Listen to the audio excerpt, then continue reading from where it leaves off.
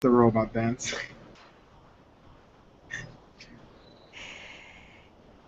And we are back for another episode of The Shut Up Show. I am your host, Bernie Shung, and I'm so freaking excited. This is going to be the second episode. I keep saying that, by the way, after 100 plus guests, I keep saying the second episode. But this is going to be the second episode where I've changed the format again a little bit. I kind of missed some of the inspiring backstory, so we're going to bring that back. We're going to get a little tactical as well, but I think what's most important is to be able to capture the story of bravery of each person that I bring on and spotlight on the Shut Up Show. And today, my featured guest and homie and primo and co-host for the Shut Up Show is my dear, dear friend I've known for many years now through the Chris Brogan community, Raul Colon. Welcome, Raul. Hi, Bernie. Thanks for having me here. I mean, it's been a while since we've probably done a video chat. I mean, we're always online and chatting, and it feels like I've known you forever. Hopefully, I'll get to see you in a few days. But yeah, thank you for having me on the show. Absolutely, and I'm so glad that we've stayed connected all this time. It's crazy. Before we hit record, you were just talking about like, oh, I'm going to turn my fan off. It's 90 degrees here, complaining about how warm it is. But here I am in the Midwest, in Wisconsin currently, and it's not bad actually. I would say it's probably like high 60s, low 70s. It's just right for me. It's just perfect. But isn't that funny, Raul, how like everything is so relative to like what you're used to? I mean, I know we're talking about weather here, but even in like business, right? Being an entrepreneur, like how much pain can we endure every day? What kind of stuff do we need to get to the next day, because everybody has a different threshold of stress. What do you think about that?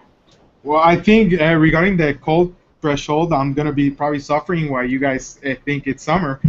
In the next, I'm gonna be up in Chicago in Midwest and going up to Fargo in the next few days. Probably the show will be aired later, right? So yeah, that's a concern, especially for Lucy, which she used to live in Connecticut, but she hasn't been back in many years. But yeah, look, like I'm still wearing a shirt, and if I point my computer that way, the beach is like maybe 200 feet from here.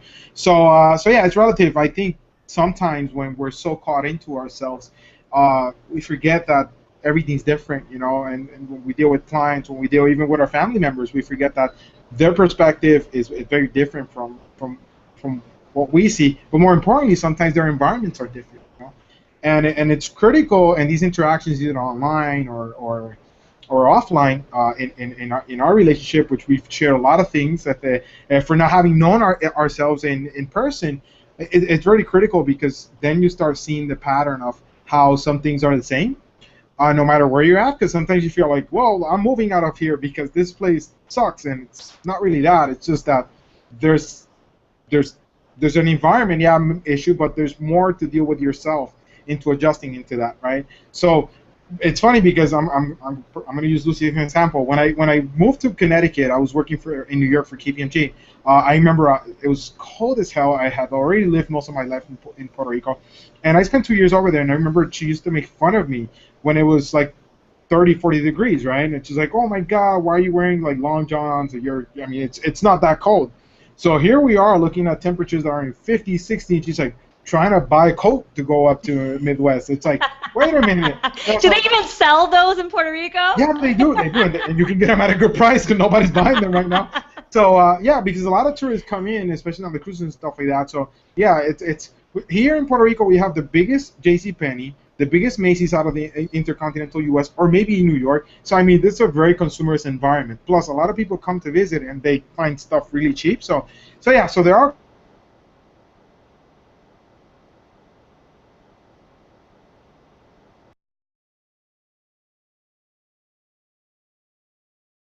we don't even realize we adjusted.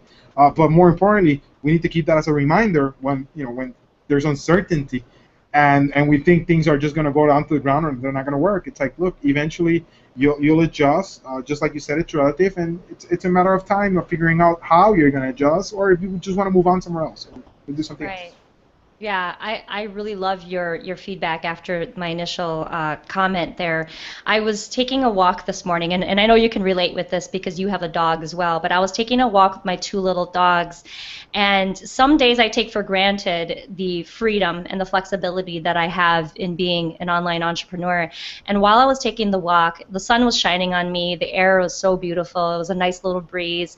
It was such a beautiful, perfect day.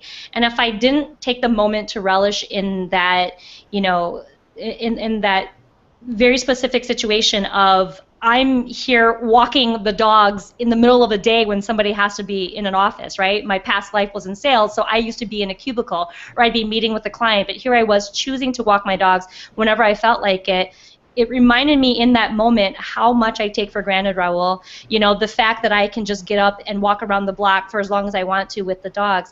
And what I really love about you and what inspires me about you on a very regular basis is I will watch your Facebook feed or your Twitter feed, and I'll see you post these pictures of this gorgeous view of the ocean, and you have like the most beautiful sunsets in Puerto Rico. And I think it's the same sunset that you show me every single time, but every single picture looks different. And you're either taking a picture of Daniela or of your dog or just of the family in general or just the sunset or just people. And every time I see that, what it tells me is, wow, dude is really, he's worked his ass off to get to this point where he's living the life that he wants to live, that he is relishing in these small moments that we often forget and underestimate. And I guess the follow-up question I have for you, because I didn't really originally have a question, but how do you feel about that? I mean, the journey to move from corporate to being an entrepreneur, it's an arduous journey. It's so difficult financially, emotionally, physically. It's taxing.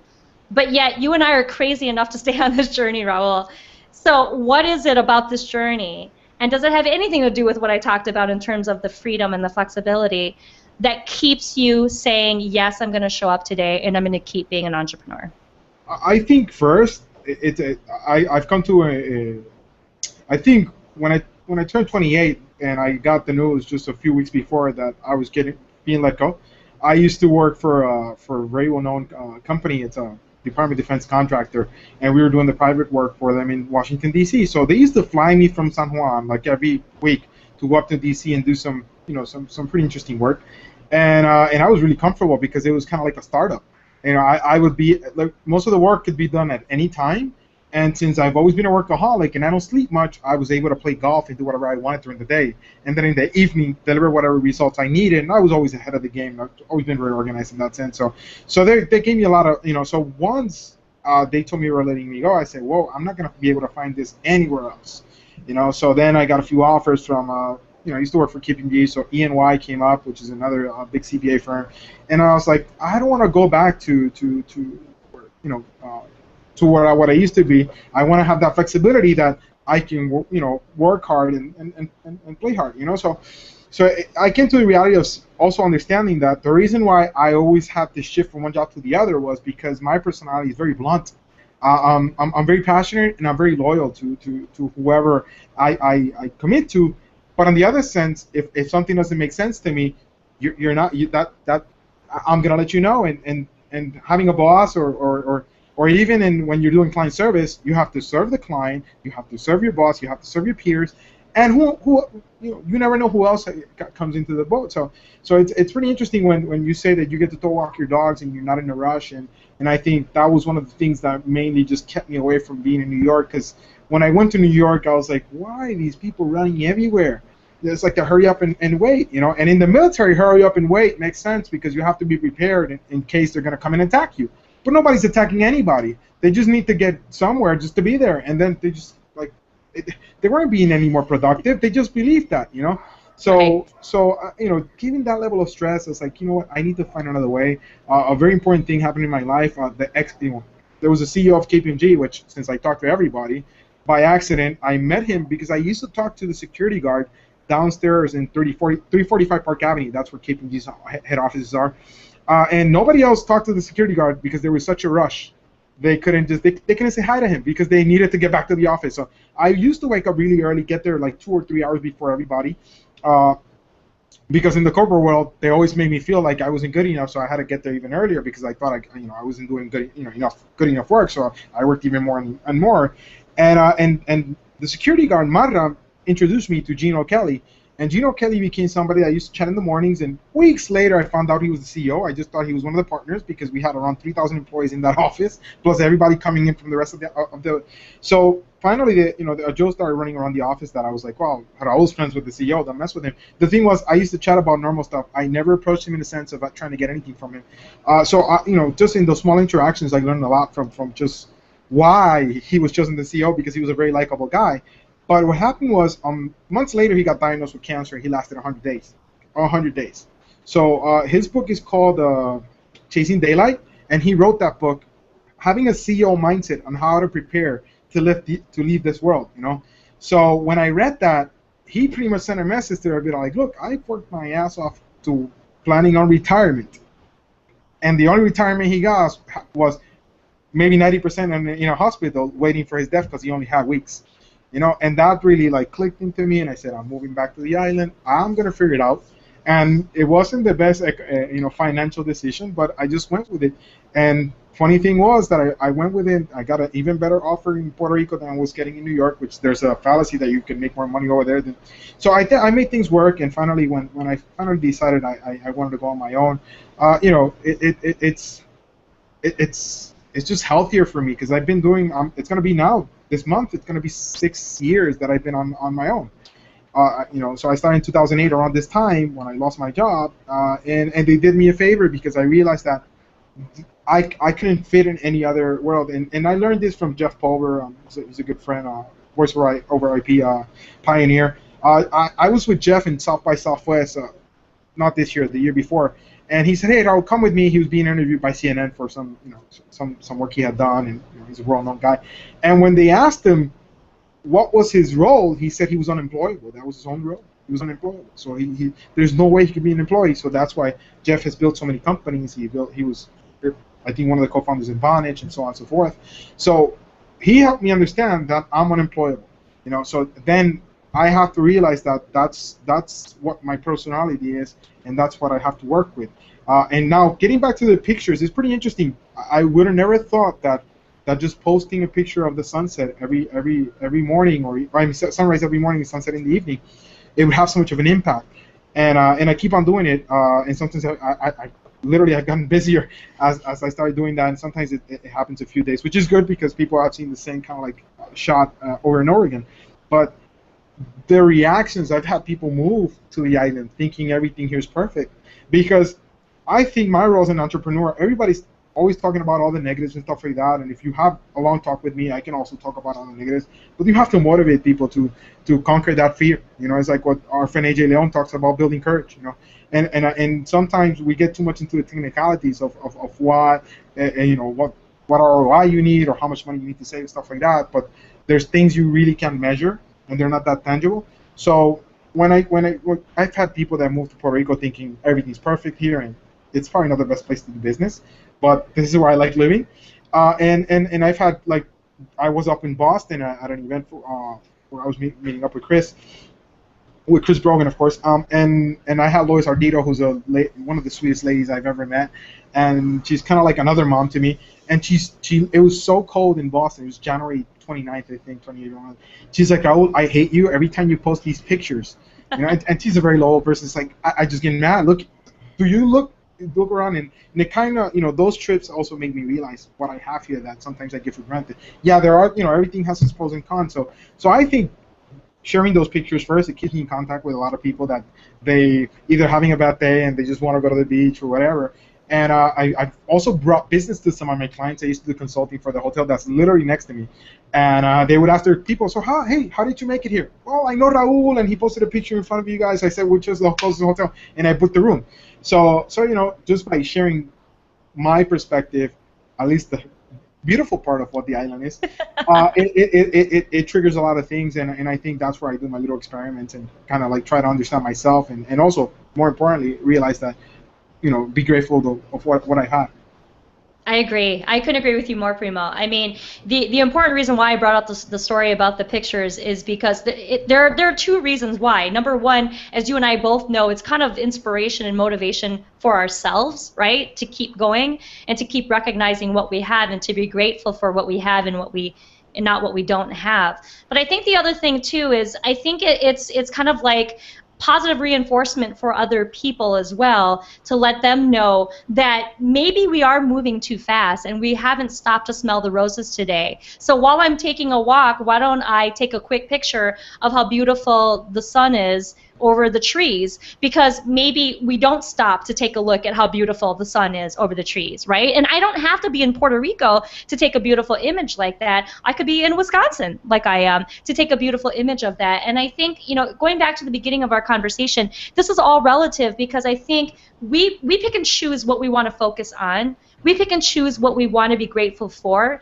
And if we're not stopping to capture those beautiful moments, something as minor as Daniela playing in the sand in front of the sunset, I mean, you being able to capture something like that on film is a reminder to me, not only is your island beautiful, by the way, but that you love your family so much, and you're capturing this special moment with your daughter, because who knows at what point in time we won't be here anymore, and we won't be able to appreciate moments like that. And so I think for me, the pictures is a metaphor, but I think it also literally is forcing us to stop and smell the roses and appreciate what we have and not what we don't have.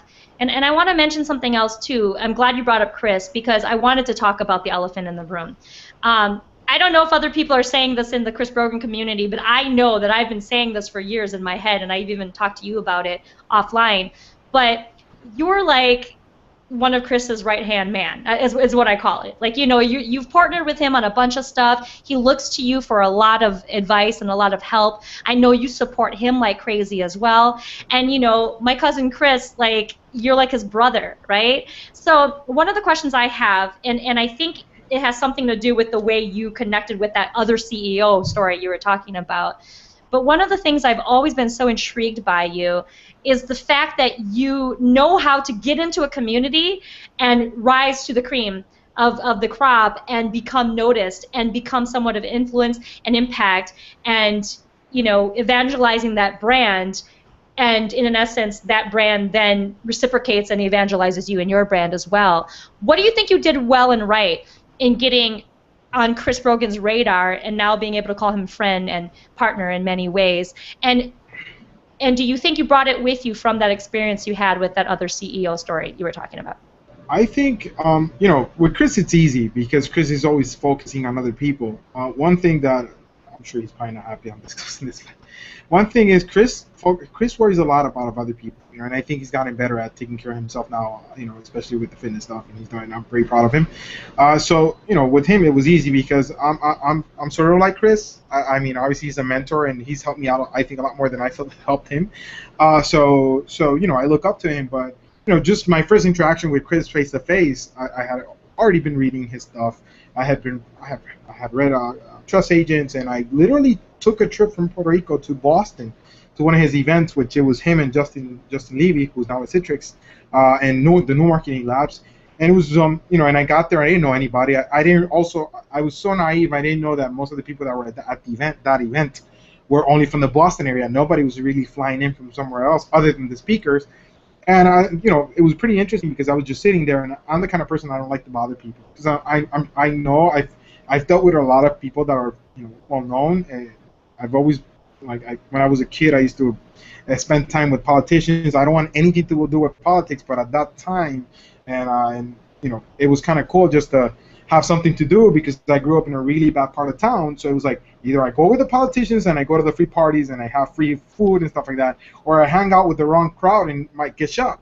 So I think the fact that I've been always able to move in different environments and been able to relate to people on something has been very helpful. So I remember I was sitting down and I didn't know anybody there. I was just sitting down. I didn't want to bother the people. The only people I could recognize I thought were too famous for me to bother. They were like, just kidding. So Chris came over to me and said, "Hey, you're Raul Colon." And Chris apparently had been reading my blog, which I thought nobody read. And then we just started talking, and I remember I tweeted him back and I said, "Hey Chris, thank you for the introduction. I mean, thank you for introducing me to a lot of people, because that's exactly what he did. And thank you for the short time." He's like, "Oh, you're leaving me right now? No, we have enough time to spend together." And from there, like, I think friendship ignited, and over time, I bounced off things off him, and he's never said no to me, and good enough over time, I was able to work with him.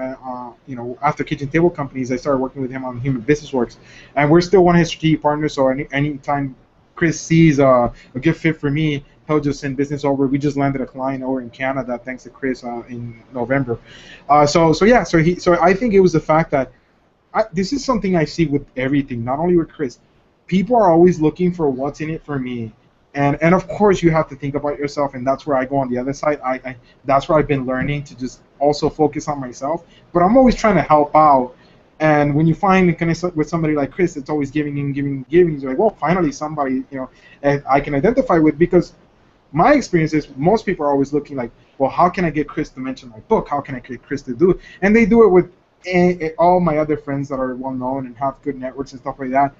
I'm always there sitting down just chatting about normal stuff, and I love to talk. And of course, if I think business comes to me after. It's just what Gary Vaynerchuk and all these other well-known people talk about having a relationship. It's like when you're dating somebody, you can't just go in and ask them to marry you. You have to build upon the relationship. So I think with Chris it was easy, but I think look, I'm gonna give my dad some credit. My dad is the kind of person that he will get away with things that other people won't. I mean, it's amazing. I remember if somebody's in intensive care and they're not allowed to go in, we don't know what's going on. I remember that coming out and getting full stats on what was happening. He said, "You're not supposed to go in there." He said, "Well, I didn't ask anybody, but I made sure I brought coffees for the nurses, and they're happy with me being in there." So he was always trying to find a way to connect with people. And then I think as a teenager, I was so different from everybody else. I grew up my first years in Connecticut. Then I moved to Puerto Rico. So I was like, well, you're from here, but you're not, even though I was born here. So I was always trying to be part of a group, and it didn't work that way because I'm not very good at just being part of one group. I like being in different places, and I like meeting different people, and I like to get to know the humans, not the whole organization. And I think that's where a lot of people go wrong. It's like, for example, people go into a religion and they focus on the religion, they forget about the people that are around, and they go into an organization and they're more focused on becoming the president than actually serving the people and stuff like that. And I've always been in the role that I'm not good at dealing with groups as me being part of it and being so loyal, but I can be part of them and connect, I guess. So I think that also helps, the fact that I've always been able to relate with a lot of people. And look, another business example, when I used to work for KPMG, I was sent to manufacturing, just to do IT security work in the manufacturing area, where companies were like in the middle of nowhere. I'm Hispanic with 2 Indians, and most of these people I had not seen anybody that didn't look like them. So here I am in North Carolina, Pennsylvania, which you would think has some really remote areas. And as soon as they saw 2 Indians and a Puerto Rican walking in, they're like, "What? Foreigners are handling this?" It's like a joke or something, right? Yeah, and some of them are pissed or worried that we were gonna take their jobs. We didn't want their jobs. We didn't want to live in those places, and that's fine. They might be nice for them, but not for me. So the thing is, first thing I learned was my advantage over my coworkers was I used to be in the military, and they're fans of the military. So as soon as I saw a Marine Corps flag, I would say, "Hey, Marine Corps." "Oh yeah." "Oh, I was stationed with Marines in El Salvador." Their conversation and the attitude changed completely because I was able to relate with them, and since they knew I was in the military, there was a connection. I felt bad for some of my coworkers because they kept on getting those negative vibes, but at the end of the day, that it was their job to find a way to connect, and we can always find ways to connect in different ways.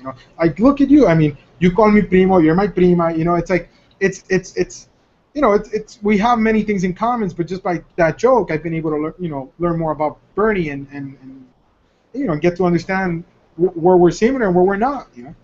Right. I love that. I seriously love that, because I've known you now since, I'm going to venture to say 2011. And you and I both know, in this ADHD world that we live in, people's relationships usually don't last very long. You know, you're like really in it, right? Really loyal with a certain circle of people, or you're kind of not, and usually relationships fizzle over time. And the really cool thing I loved about you, Primo, is that, you know, for more than 3+ years now, we don't have to talk on a daily basis to still be able to love and support each other and the work that we do. And like you said, you're my primo. Chris is my cousin Chris, you know, and whoever else is in the Chris Brogan tribe who is still around, they're my cousins too.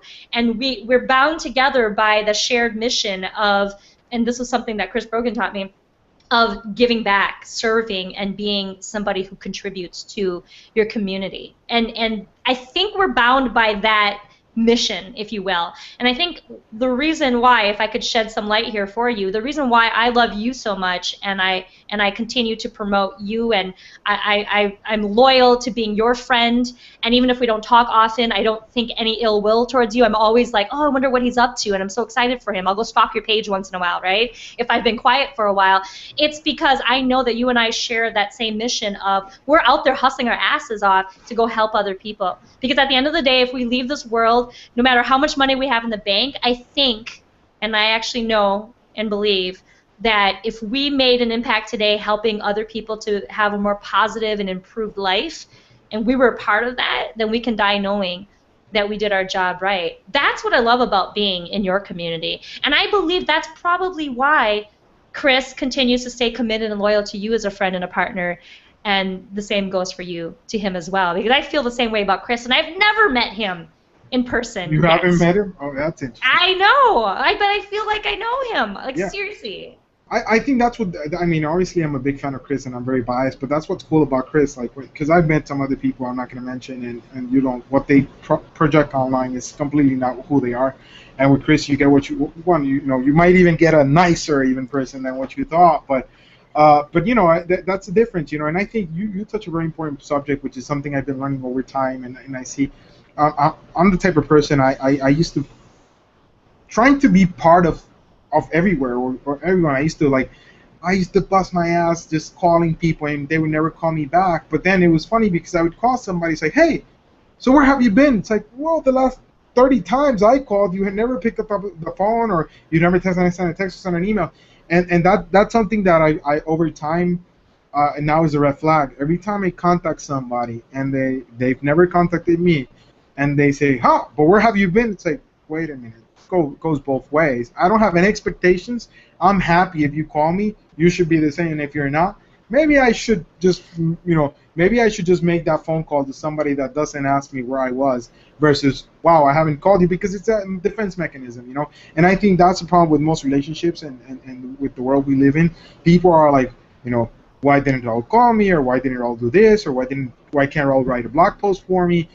You know, just yesterday, I had somebody that spoke with me like 90 days ago, and I used to write a lot, and it was probably a lot of crap. So I've been trying to improve my writing. And I write You're less. A good writer, so you shut up. I've been trying to improve it, so I'm doing more quality less quantity, because first people will be like, oh, did you read all those blog posts from 3 months ago? I can't catch up. And so I've done less of that, and now with Daniela, it's like, okay, should I write a blog post for this blog, or should I take away time from my daughter? Which one?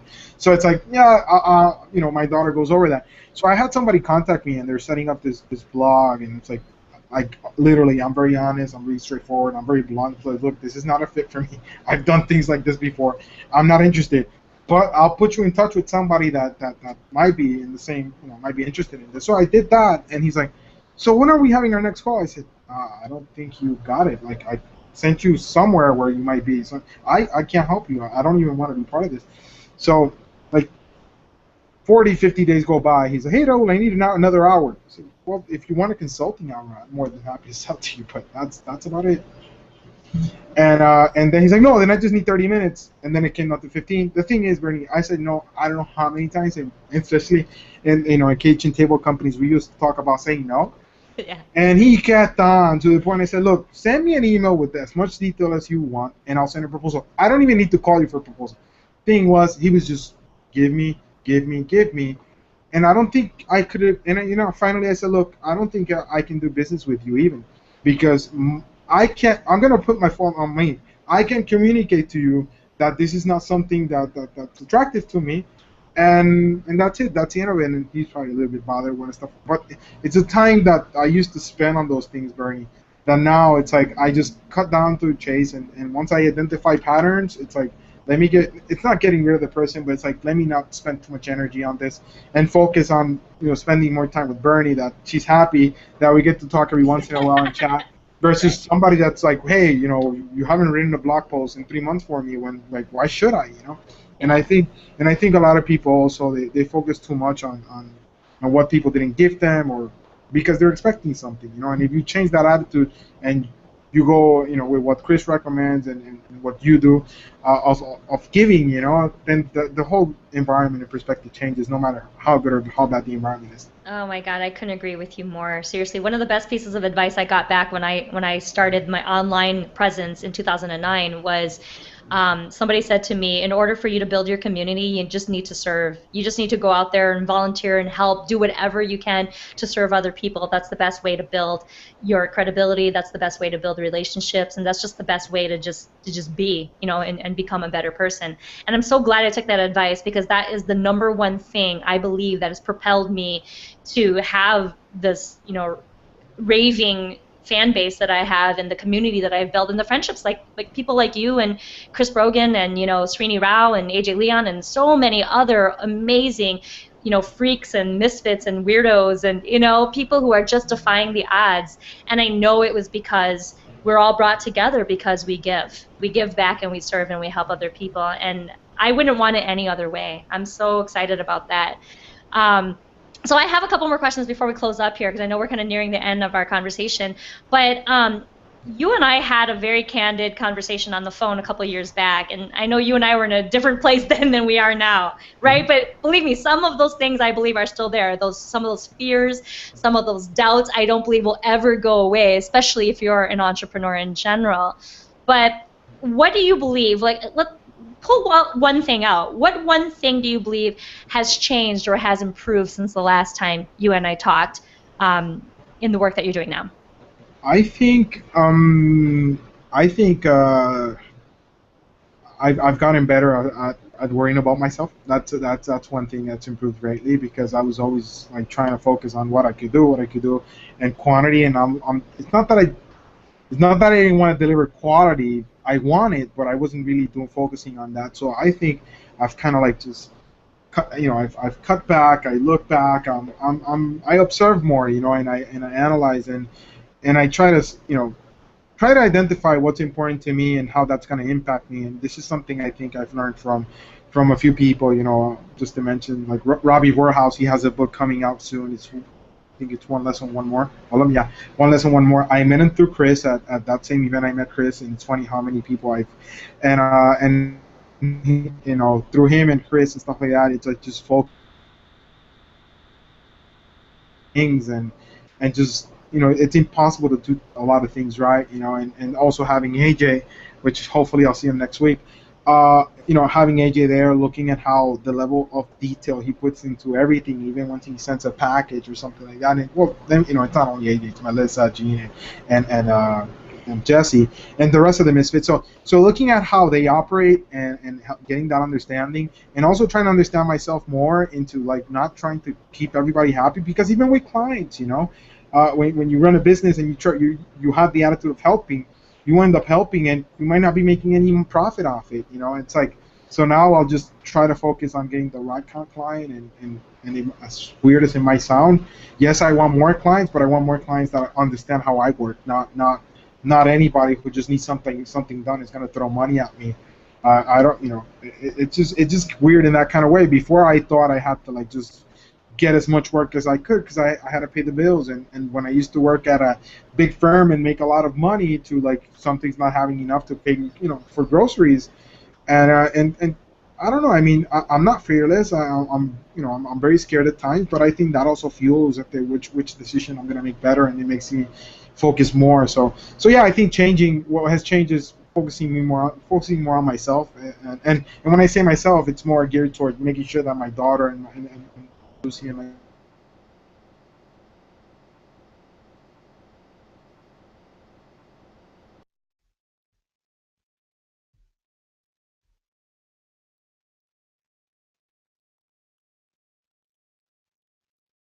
if you're around the wrong people. Right. I am so happy to hear you say that because since that conversation that you know which one I'm talking about, a lot has changed for me too, and I echo exactly what you said. I shifted the mindset from how can I get the next client, how can I pay the next bill, right? How can I afford the next thing to, you know what? How about let me start living more authentically and letting my true colors come out? Why don't I start digging my heels into the corner of the world, being who I want to be, and let that authenticity come out? And I know before we hit record, you had also said that you feel more authentic now. You feel more like who you are and who you want to be and how you want to work, and you get to choose who you want to work with now, and you don't apologize for that. And I love that because I think that that has changed for both of us since we last talked in 2011, 12, whatever year that was, until now. And I think it's such a beautiful thing to see that the less we worried about how we were going to make ends meet and the more we put our focus into being who we really are, then and then obviously helping people along the way, I believe that that's what created the success for all of us. So I lost you there for a second, but Yeah. I think you heard. I think you heard the majority of what I said. Yeah, I heard everything. So yeah, you were only off for like a second. So yeah, Yeah. I think I have to give you credit also because sometimes it takes somebody like Bernie to actually realize. Because since I see people as humans, and it might sound weird, like when I go to events and stuff like that, especially from people that are in this island. When you're in this island, you're like surrounded by water. There's a mentality that's nothing out here, and it's really bad, you know. So they focus only on themselves, and it's a competition and who's the best here. Which is only 3 million people here, so I mean almost 4, but we've had so many people leave, so who knows? It's around 3 million now. So when you look at it, they're competing against each other in a very small environment. It's like, you know, a big fish in a small pond, you know. And then when they go outside, they realize that they haven't made any connections on the outside. They just focus on that, and they go to an event where, like, let's say South by, which is a huge event, and I'm walking around and I get to I get to meet all these people I've talked for years, and they become friends and stuff like that. And it's like, how did you meet this person? How you meet that? How, it's like, I just talked to them online, and instead of asking for something, I just chatted with them, you know. And then it takes Bernie Jean, it takes Chris, and it takes Robbie, it takes a bunch of people to tell me, look, Raul, you're doing awesome work, you know. You don't need to just because these people are afraid and they're scared because they want to compete, they want you to play their game, doesn't mean you're playing you're not playing their game wrong. You're just playing another game. And I think I've always been authentic. And that's my biggest issue. That's why I would get fired from a lot of places. And I think Srini Rao, our friend, is always joking around how he would always get his own employee. But touching on Srini, I remember I never a big fan. I was never a big fan of Glenn Beck. Never. Because most of the time Glenn Beck would speak on his show and mention Puerto Rico, he didn't have any clear idea, at least to my perception, of what he was talking about, you know. So I couldn't. It was one of these occasions where I couldn't relate with somebody, and that bothers me. And it wasn't until he actually brought Srini into his show where I saw another side of Len, where he can take things to the side and connect with Srini. And there I found a connection. And he was talking about that, how when he started being himself, and that's why I didn't like him, because he was not like, he's obviously not like me. His career took off, you know. And I said, wow, I finally can relate, because, you know, just like in many occasions, I go somewhere and people are so stuck in their ways, and I go in to change things. And the other day, one of my neighbors was talking. There's a homeowners association. I rent here, but they want me to buy an apartment because they want me to be in the board. And he was saying, like, Raul is vegan, and he's kind of like, you think he's a hippie. And now he was making jokes on my accidental haircut. But Raul's kind of like a dictator. And what he was trying to say was, and he, you know, in a nice way, Raul doesn't care what's going on. He just wants to see the results. And obviously, I do care about people, so it's not like I'm going to hurt anybody. But I'm so focused on the results, I don't want to hear excuses. And that's how it's always been. The only thing is finding the people that are willing to accept how I am. And I think I've always been authentic. And that's why I had issues with not having clients. The problem was I stopped being authentic when it came down to signing the contract, because I needed to pay the bills. That was like, you know, and then eventually it's like, then once this contract was signed, I'm not saying I was saying the wrong thing, but they got a perception I was a different person, and then they were like, look, this is not working. So now, from the start, they know what they're dealing with, and it's created healthier relationships, you know. Still have to work on a few things, but. Right. I love it. Well, I'm so glad that you said you're not fearless, because I hate that word. I hate the way people use it in the connotation of we can't have fear at all, because you and I both know, and many people who've been on the Shut Up Show before, they know that you cannot have absence of fear. Fear can be good. Fear is a good tool to use, especially in situations where you're in a very scary and unhealthy situation. You're able to get out of it, right? You're able to critically think and be strategic about how to move out of something that could be bad or could hinder or hurt you. So I think fear is a good gauge, as I've heard Chris Brogan talk about before. And I love the fact that you still move forward and you still act in spite of fear. And that's, you know, the main reason why I brought you on the show, to talk about, you know, your backstory and to talk about some of the things that you're going through to this day, because even though we can still act in spite of fear, we're still scared shitless every day, Raul. So my final question to you is, and then we can wrap up by having you talk about, you know, what you're working on and how people can find you. But my final question is, what the hell are you afraid of today? Yeah, you told me not to worry about this like 25 minutes ago, and now I'm panicking, so now I'm afraid of the question. But no, I think what I'm most afraid of is you know, again, not being myself. Like today, look, I'm afraid of complying to things that than I would like to give, but just, you know, since I'm afraid of the question, it's just that sense of, like, you know, like just these last few days I've had a few conversations with some clients, and look, I see they're afraid. They don't want to project it that way, but the thing is, I'm afraid of them firing me for not doing my job. I'm not afraid of them getting rid of me because I did it. You know, and I think that's maybe that's it. Maybe I'm afraid of being misunderstood, but I got to get over it. And I have to build that courage. You know, that's the best way. Because, but then it gets to the point. It's like, I'm not gonna curse, but I almost did. You know, you can curse on the Shut Up Show. I can on this show. I said, you know, fuck it. Like, you know, if they don't want to work with me, then that's fine. That's fine. I mean, eventually, most clients I've gotten to a point that they're gonna see results at the end. And if they don't, I'll take full accountability and I'll apologize and I'll try to fix it for them, maybe. But I know there's some things that are kind of like patterns, and they're kind of science, you know. And there's the human side that they don't understand. So I usually get a mix. What's kind of like methodical, they want to do it in a creative way. And what's creative, they want to put method to it. It's like, well, wait, I have a balance. Yeah, I'm more of a logical guy, but I'm very creative in fixing things, you know. So I think that's it, you know, being, you know, having the fear of not getting, of missing an opportunity because I couldn't communicate myself well, and that's something I still need work with, you know, because I'll let people know how I feel, and sometimes I'll shoot an email as tactical, you know. It's like I'm not very strategic. The good thing is, if it's like, you know how they have like these metrics on, oh, if you've been with your, you know, with your wife for 7 years, you've gone by whatever. If you've been with me long enough, you know that every time I make a decision, it's not geared because I want it to be beneficial to me, but it's because I'm loyal to my client. I want it to be beneficial to them. For them, it sometimes doesn't make sense. Like, well, oh, Raul must be benefiting for it. No, I'm not. I'm worried about both of us. You know, if your business goes to the ground, disappears, I don't have a client, so I have to worry about you. So I think that over time, you know, that'll run through. So I'm afraid of being misunderstood, but time will tell. Time will tell if I was right or wrong. Well, bonus question for you. I'm putting you on the spot here. What are you going to do about it, or what can you do about that? I think I also need to, you know, same way I tell my clients and they want to be resistant to some of the stuff, I need to listen to them, and I need to, you know, find ways. So, for example, I have Bianca. She's great at communicating. She's my friend. She helped me at the Good Misfit Project. She actually works as a clown. So I think if I've been able to influence somebody in a positive way, I finally got Bianca to leave her 9-to-5 job and focus on, writing a children's book and doing concepts. So Bianca now works with me also doing some contract work, and she's great at communicating, and plus she's very likable. She's a clown, you know.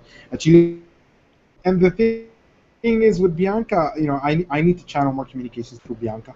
I need to and with Lucy, you know, I need to just let things soak in and not be, because I'm very passionate, and I'll let people know. And you've been reading me online for a while, so I'll let people know. And what people don't understand is I have many ways of getting information because of the connections I have. So sometimes I base my opinion, but I have enough evidence. I just don't want to let everybody know how much evidence I have. And it's I'm very passionate. So I think I need to also see the other side. The same way I post those pictures and I don't realize that Lois is really cold up in the north when it's really it's such a cold winter like this past one. I need to realize that the way I see things, this is my biggest problem. I never underestimate people. I overestimate them. So I'm thinking they understand because for me it makes sense. And I've been running businesses since I was 7 years old, and my first capital I got was from my late my grand aunt's husband, who gave me some money so I could sell pens to my classmates. So business has always made sense to me, right? Some people come in here a little bit further. Some people do something really awesome and they figure out they have to set up a business. I've been trying to make money off things because I grew up in a really bad part of town. I used to live in Bridgeport, Connecticut, which had the highest crime rate in the whole.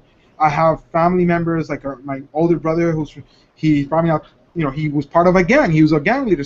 So these are things people don't know. So I've always been trying to figure out because I wanted to get out of that environment, So for me, business makes sense. So I think that if I'm talking to Bernie or I'm talking to somebody who's an artist and they just figure out that they need to make a living out of their paintings, I think it makes sense to them. But well, it doesn't. The same way I couldn't draw or make art like they can, they probably can't do that. So I think that's just listening a lot more, like Chris always says. Awesome. Okay, so continue to hone your communication, which includes listening, which includes also asking more compelling questions. And something I learned from Chris, and I know you have as well, is talk to people and teach people like they're 7 years old. And I think you and we share that in common. The whole we overestimate people. And I think sometimes it does overwhelm or confuse people because they're like, I have no idea what you're talking about. And I always have to remind myself of what Chris says. He's like, you got to just talk to people about things in a very minimal and simplistic way and ask a lot more questions. And that has helped me tremendously. But I'm like you. I'm still learning. And still growing. I think that's where I'm like, I feel bad for myself when my clients are like, well, I don't get it. It's like, shit, it's my fault. It's my fault because I think they got it and they're and then that's the thing. I work with a lot of people that are also very successful. So I assume that if they've taken their business to that point, but look, I'm bringing a fresh perspective. That's why they hired me. And I sometimes forget that. So I think that might be something. As soon as I see that, instead of like getting angry, which happens because they don't understand you, it's like, well, what are you doing to help them understand you? And I think that's something I need to work on. Awesome. See, I like how we can get tactical here. So if there's anybody listening or watching, and that's an issue, it really is that simple. And how do you say it? Hat tip, right? Hat tip to Chris Brogan. I'm like, invent a new term. I'm like, I swear it's a hat tip. Hat tip to Chris Brogan for that whole talk to people like they're 7 years old, and not in a condescending, you're 7, but in a, I'm not going to assume you know what I'm talking about, so let's make it very basic, very minimal, and very simplistic for all of us to understand. So we don't hurt anybody's feelings or overassume anything. So okay, the final question, and probably the most important question, is what are you working on right now, Raul, and how can people find you and your work? Okay, well, you can find me. I have my blog where I write about more personal stuff, and sometimes I write something about business from my personal perspective, and that's raulcolon.net. I also have a new company which kind of was inspired from last year's visit to Misfit Conference. Eric Prowl has a movie called Lemonade, and it made so much sense. I identified with the movie, and I started Limones, and it's actually in French. I was trying to put a Spanglish twist because say it again. I love it when you speak Spanish. Limonade. Well, it's actually I'm not gonna say it's French because I have French descendants, but I hardly ever practice it. But it's actually lemonade in French, and it wasn't that intention. It was actually the intention of putting limon, so because when I talk to my clients here in Puerto Rico, I talk to them in Spanglish because I'm more comfortable in English sometimes. So just so they could know that they're gonna get Spanglish, I just put it out in the name there. And actually, they ended up getting a French name. So maybe I should have checked if the dictionary. It's all good. So what we're doing in Lemonade is pretty much just helping out businesses figure out things. It's just earlier I was using a tool, and it says I come in to do change management and change things, but that means I'm very technological. I get something that Chris usually bounces off me is if he's trying to find a way to automate something in a human way, or to find a tool, then that's the kind of stuff we do. We go into a small business, we identify what the business issues are, and once we have all the business issues and all the business opportunities, then we build websites and we build other tools for them. So we just don't build a website and do copy paste. We try to figure out how because if the business is not working, it's only going to replicate and amplify itself in any social platform or on a website. So we try to figure out and do some business consulting, which I did for a lot of time. I used to be an IT security consultant, so you also get your stuff will be safe. But other than that, the main thing we're doing is just trying to help people identify what their issues are and how to do better business online, and how those online tools can also improve your business offline. So that's Limonade. You can go Limonade Inc. It's LIMONADEINC.com, and there you can see some of the work we're already doing. Like right now, we're doing a hair removal. That might be a reason. No, we're working with a local hair removal. They do a laser hair removal. Yeah. So we just rebuilt our website because they're very well known. They've been here in business for 20 years, and they need to get up to date on the technology side. So that's what we're working on right now. And then we're also working on the Reading Network, which is a really unique startup out of Canada, where some teachers and principals actually retired and we're looking for a way to help kids that need some help reading. They do some work with dyslexia, but if your kid needs help reading, instead of like having a tutor face-to-face, it's less invasive to have an online interaction. So they're doing online tutoring. So they're the readingnetwork.com. So we've been working with them to try to figure out how they can get into any household that has that needs help reading. They're focused on help reading. They have some pretty cool tools on how to help anybody get up to speed with that. So we do. I mean, we're kind of like the glue to identify what resources they need and what tools, and then we try to figure out and we try to coach them and how to use them. So. Wow, that is so awesome. You get like really exciting projects. That's so cool. It's way more than what you were doing before. I mean, before you were talking about, building and designing websites and stuff, but I mean, this is like helping people's businesses to just like be absolutely amazing and sustainable on top of that, right? To build a successful business on top of that's one thing I do. I'm vegan. I try to live a different lifestyle than a lot of people choose to live, and I'm not judging them, but everything I do has to make sense to me. So with the Reading Network, it's pretty awesome that we help to communicate this, because if we can get a kid in front of them and they can help a kid, we kind of like we're helping kids read. With the laser hair removal, I was like, well, it's lasers. I don't know how organic it was, but then when you start getting into the backstory of how a 13-year-old girl that has a mustache is probably not being bullied, and they bring her in, and the mustache gone, now she can fit in. It's like, well, there's the human aspect to it. Like, yeah, it is technology, but it's technology helping and improving people's lives. So if that's the approach that we need to take, we do live in a world where it's gonna, especially at that age, it's going to judge you. So I mean, there's a lot of awesome things, and we try to find projects and work with people that we can actually get something out of. And then we have Uncle Gussie. So if you're in New York and you want to eat Greek food, they're like if you go online, we did a website to kind of streamline the process. So we did an online ordering system for them without using a third party, and we're also helping them with the communications, because he's a small business owner. He used to work with me at KPMG, and he was always worried about, oh my God, if somebody says something bad on Twitter. But more importantly, he needs to focus on making sure the food is of good quality and moving that line.